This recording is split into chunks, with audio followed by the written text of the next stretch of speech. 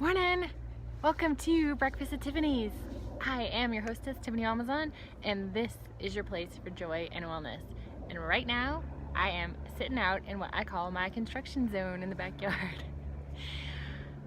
There is my last bit of winter crop.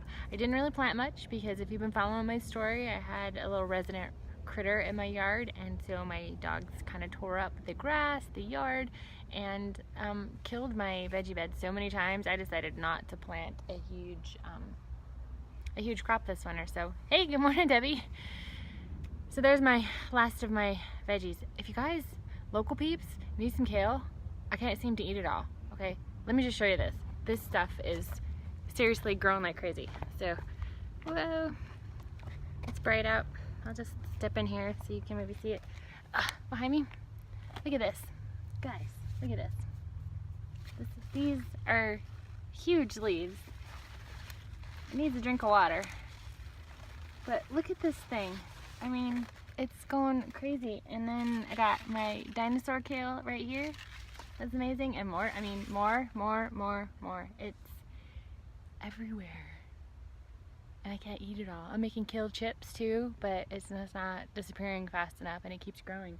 So it's starting to get buds on it, and I'm debating if I'm gonna let it flower and have seeds and save my seeds, because I mean, look how well this grew. I think I want some of these seeds, but then I also want it to keep producing. It's not too hot yet for it, so I don't know, but I have enough of it, so do I need it to keep producing?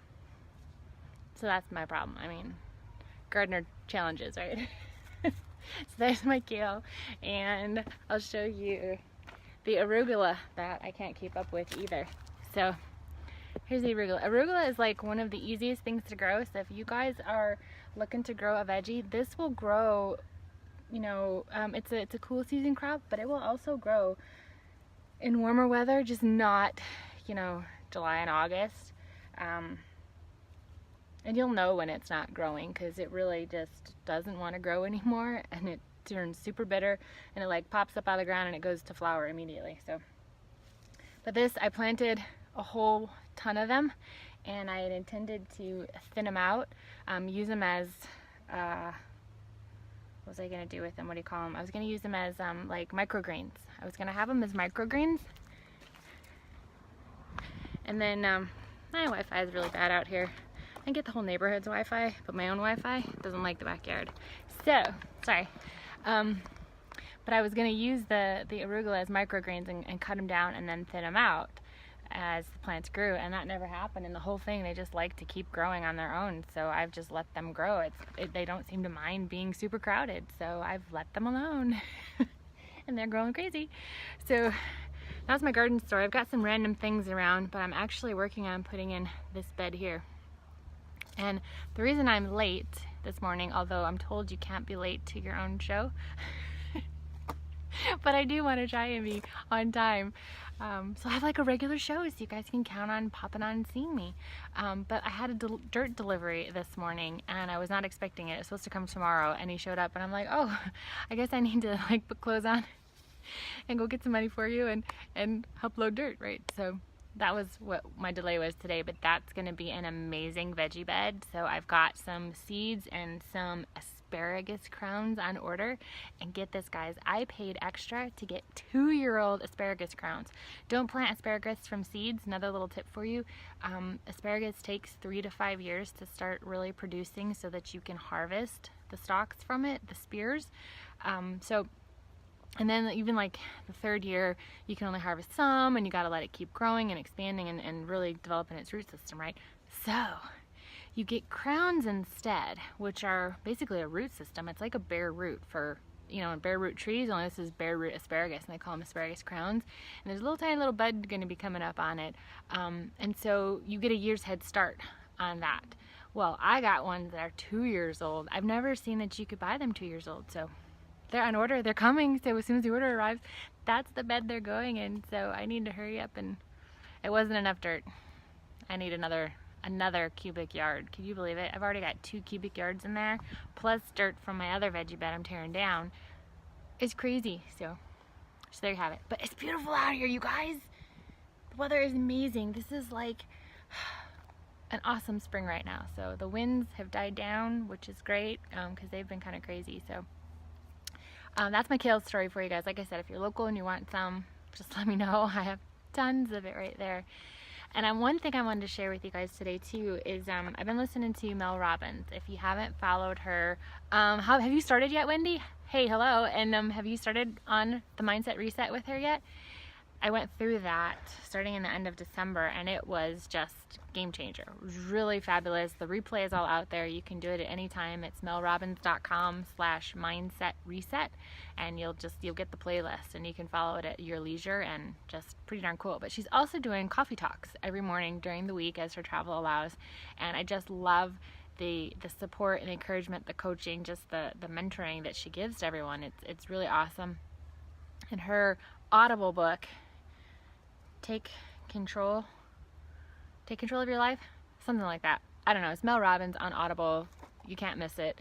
It's pretty amazing too. She's playing coaching sessions that she's done with some people, and her takeaways from them, and just breaking it all down for you. It's phenomenal. So one thing, that all being said, I wanted to share with you this morning was something that's contrary to what you often hear. It's like you're told to, put up your dream board, have your vision board. It's like, think big, it's like you need to really have this dream that's going to pull you towards it and inspire you and get you motivated. And so on a day when you get up and you don't feel like doing it, you're going to see that vision board and it's going to motivate you. That's your why, your reason for what you're doing, right?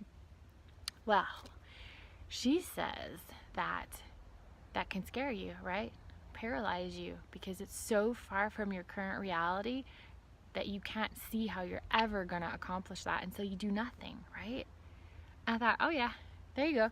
That's me. That's my challenge, because I just created a brand new one and I love it. It's amazing. It's the best vision board I've ever created. Okay, I even got some little 3D stuff going on in there, because I put some ribbon on there and some stickers and stuff, and it's just totally cool. But it's real pictures, my own pictures, and a few that I printed off online. So no magazine clipping for me. I'm done with that. That's like, you never find what you want. So I found the perfect pictures, made the perfect board, and then you sit there looking at like, oh crap, now what do I do?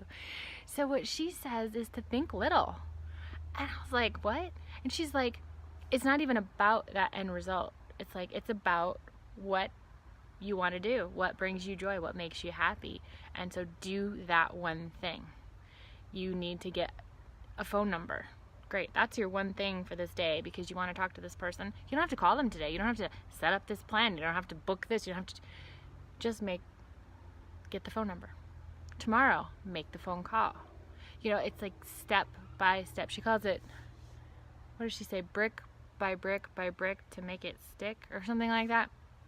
But think little, do little stuff. And if you just keep your head down and do little bit by little bit what brings you joy, focus on that, what you're passionate about, what energizes you, you're gonna wake up and realize that maybe you didn't get to your vision board, you got somewhere else even better, but it doesn't matter, because you're still happy and you're still moving forward. And it's like Jeff Olson talks about in the book The Slight Edge.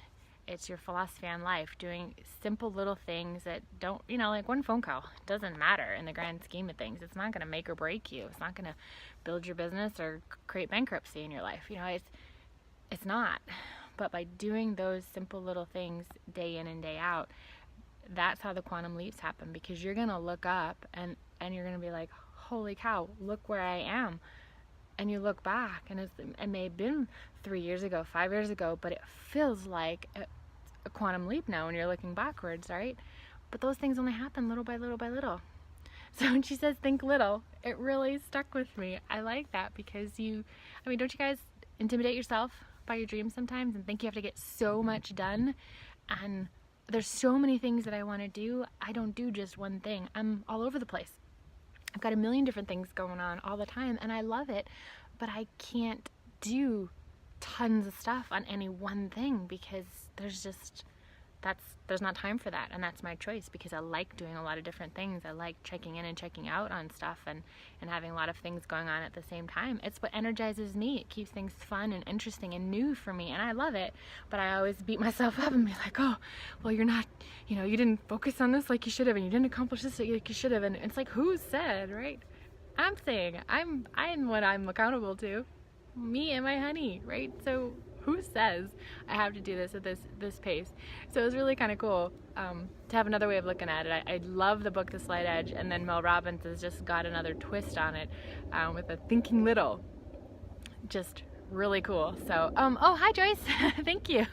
Hi everyone. I'm sorry, I haven't been paying attention to who's jumping on, so hello everybody.